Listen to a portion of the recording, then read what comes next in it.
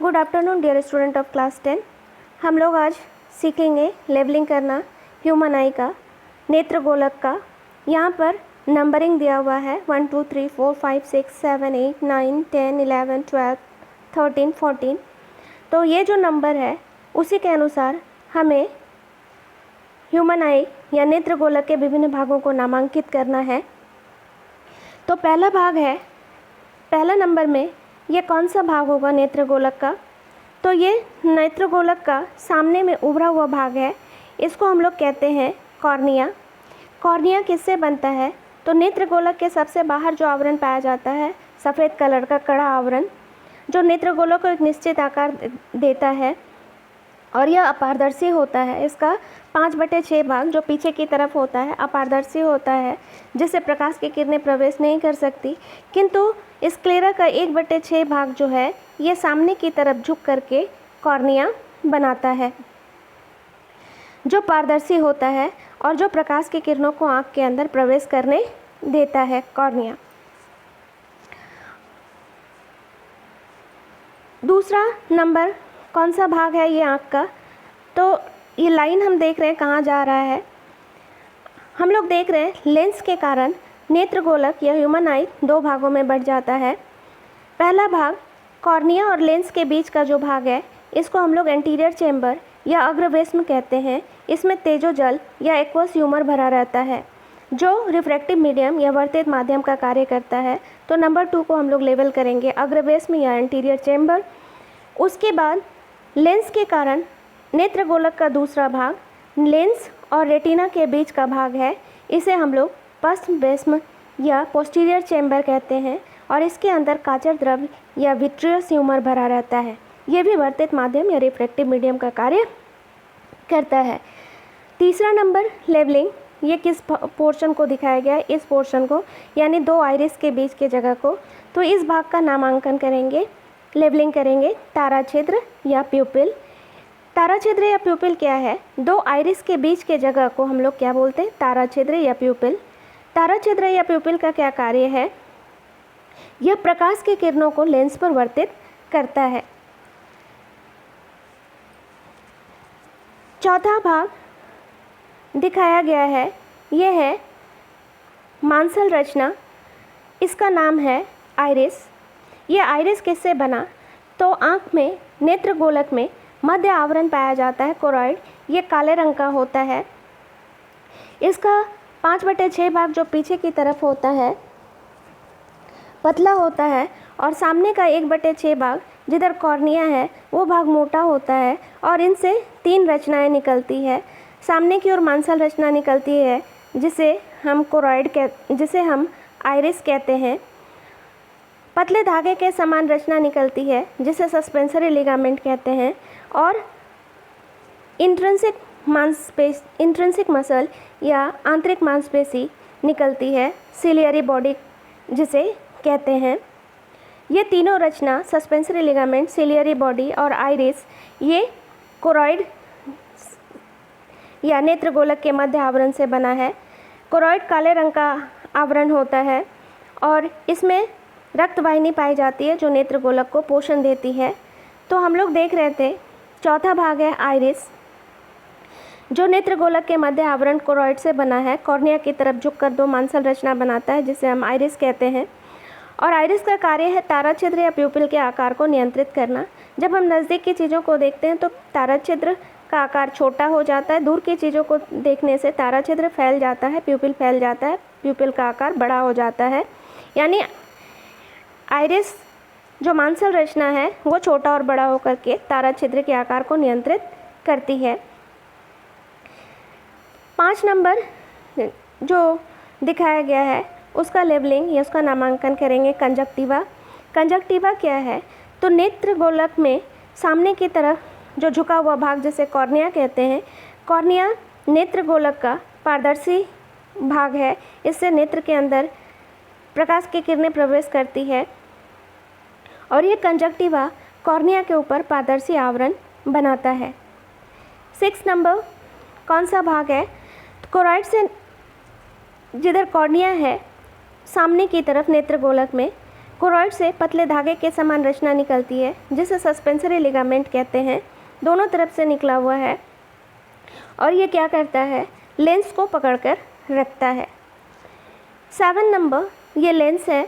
मनुष्य के आँख में या नेत्र गोलक का लेंस का आकार होता है द्विउत्तलाकार या बायोकॉन्केव और ये वर्तित माध्यम का कार्य या रिफ्रैक्टिव मीडियम का कार्य करता है। प्रकाश की किरणों को रेटिना के एक बिंदु पर फोकस करता है। उस बिंदु को पीत बिंदु, येलो स्पॉट या फोविया सेंट्रलिस भी कहते हैं। अब हम लोग देख लें नंबर 8, ये कौन सी रचना है नेत्र गोलक में। यह है सिलियरी बॉडी या इसको हम लोग इंट्रिंसिक मसल भी कहते हैं या आंतरिक मांसपेशी भी कहते हैं क्योंकि यह नेत्र गोलक के अंदर पाई जाती है।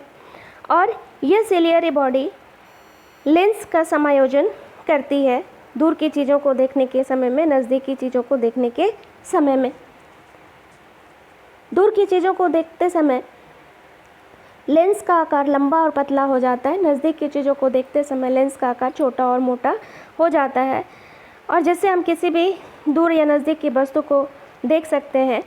नेत्र गोलक के द्वारा दूर या नज़दीक की वस्तु को देखना, इसी को हम लोग आँख का समायोजन कहते हैं और लेंस का समायोजन करती है सिलियरी बॉडी और इसका भी निर्माण होता है आँख के मध्य आवरण कोरॉइड से। इसके बाद हम लोग देख लें नंबर 9 में, ये नेत्र गोलक या ह्यूमन आई का सबसे बाहरी आवरण है जिसे हम स्क्लेरा कहते हैं। यह नेत्र गोलक का सबसे बाहरी कड़ा और सफ़ेद आवरण होता है। यह नेत्र गोलक को एक निश्चित आकार देता है। इसका 5/6 भाग जो है अंदर की तरफ, ये अपारदर्शी होता है और सामने की तरफ इसका 1/6 भाग जो है ये झुककर कॉर्निया बनाता है जो पारदर्शी होता है, जो आँख के नेत्र गोलक में प्रकाश की किरणों को प्रवेश करने देता है। इसके बाद नंबर 10, ये नेत्र गोलक या ह्यूमन आई का मध्य आवरण या मिडिल लेयर है जिसका नाम है कोरॉइड। ये काले रंग का होता है और इसका पीछे वाला 5/6 भाग जो होता है पतला होता है और जिधर कॉर्निया है सामने की तरफ इसका 1/6 भाग मोटा होता है जो आइरिस, सिलियरी बॉडी और सस्पेंसरी लिगामेंट का निर्माण करता है। और कोरॉइड के अंदर रक्त वाहिनी पाई जाती है जो नेत्र गोलक को पोषण देती है। नंबर 11, इस भाग को दिखाया गया नेत्र गोलक के ह्यूमन आई का। यह 3rd लेयर है, सेंसिटिव लेयर, संवेदी आवरण जिसे हम रेटिना कहते हैं। इसे संवेदी आवरण क्यों कहते हैं? क्योंकि किसी भी वस्तु का प्रतिबिंब रेटिना पर बनता है। रेटिना पर 2 तरह की कोशिका पाई जाती है, रॉड कोशिका और कोन कोशिका। रॉड कोशिका बनाने के लिए रोडोप्सिन पिगमेंट चाहिए, विटामिन ए चाहिए। विटामिन ए से रोडोप्सिन पिगमेंट बनता है जिससे रॉड कोशिका बनती है, छाड़ाकृति की कोशिका बनती है और ये हमें अंधेरे और उजाले का ज्ञान कराती है। और रेटिना पर और एक कोशिका पाई जाती है, कोन कोशिका, पिरामिड के जैसा होता है। ये इसको बनाने के लिए 2 पिगमेंट चाहिए, इडियोप्सिन और साइनोप्सिन, और ये हमें विभिन्न रंगों की जानकारी कराती है। रॉड कोशिका की कमी होती है तो जो बीमारी होती है उसे हम रतौंधी कहते हैं क्योंकि इससे अंधेरे, उजाले या प्रकाश का ज्ञान नहीं होगा। और कोन कोशिका की संख्या रेटिना पर 60 से 65 लाख होती है जो हमें रंगभेद की जानकारी कराती है। अगर रेटिना पर कोन कोशिका की संख्या कम हो जाती है तो विभिन्न रंगों की जानकारी भी नहीं हो सकती है।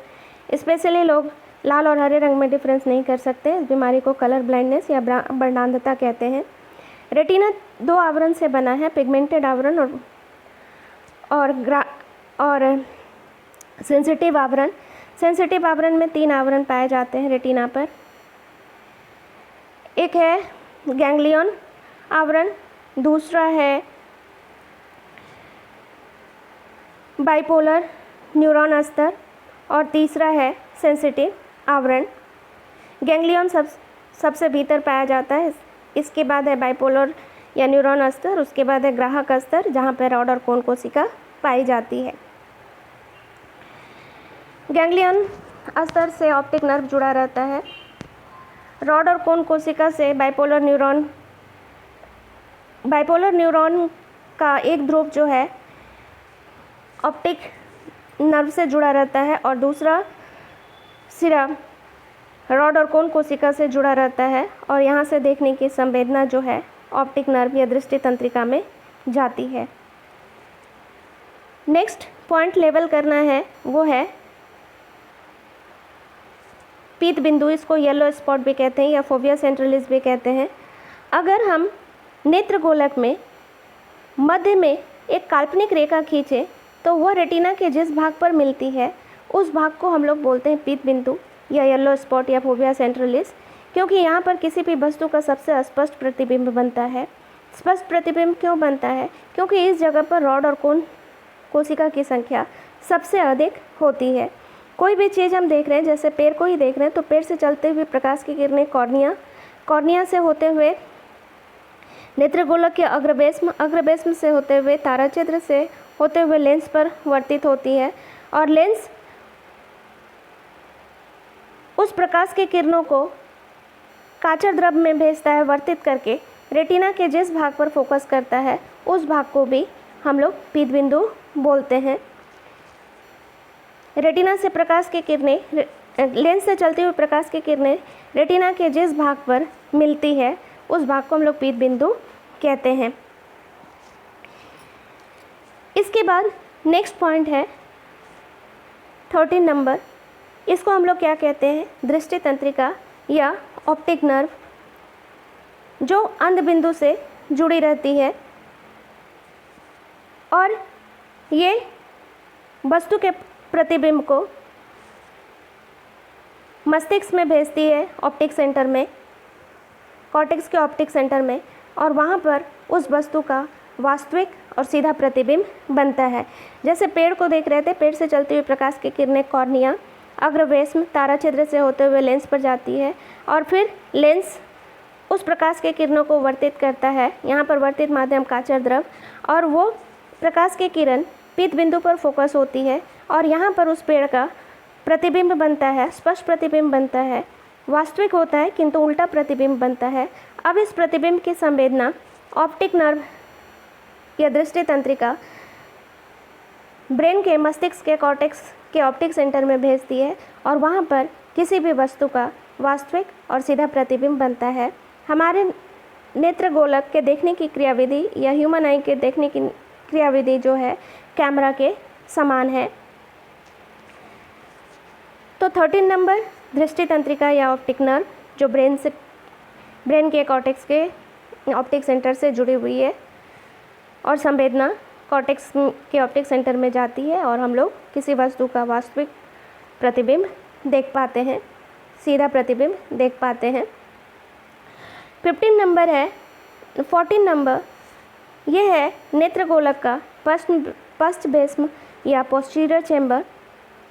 लेंस नेत्र गोलक को दो भागों में बांट देता है। कॉर्निया और लेंस के बीच के भाग को हम लोग अग्रवेश्म कहते हैं। उसी तरह से लेंस और रेटिना के बीच के भाग को हम लोग पोस्टीरियर चैम्बर या पश्चभेस्म कहते हैं और इसमें विट्रियस ट्यूमर भरा रहता है जो नेत्र गोलक के दबाव को नियंत्रित करता है, नेत्र गोलक को पोषण भी देता है और वर्तित माध्यम का भी कार्य करता है। इसके बाद लास्ट पॉइंट है 15 नंबर। ये कौन सा भाग है? इस भाग को हम लोग ब्लाइंड स्पॉट या अंध बिंदु कहते हैं।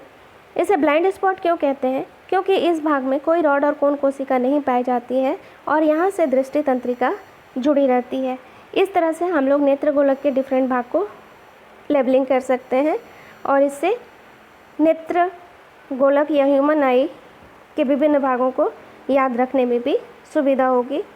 मैंने डायग्रामेटिक एक्सप्लेनेशन फिर से कर दिया इसका, ताकि डायग्राम आए तो आप लोग लेबलिंग भी सही ढंग से कर सके और जितना पूछा जाए, जो जिस भाग का नाम पूछा जाए उसी का लेबलिंग करना ज़रूरी है। Thank you. इससे आप लोग को हेल्प मिल सकती है। Thank you.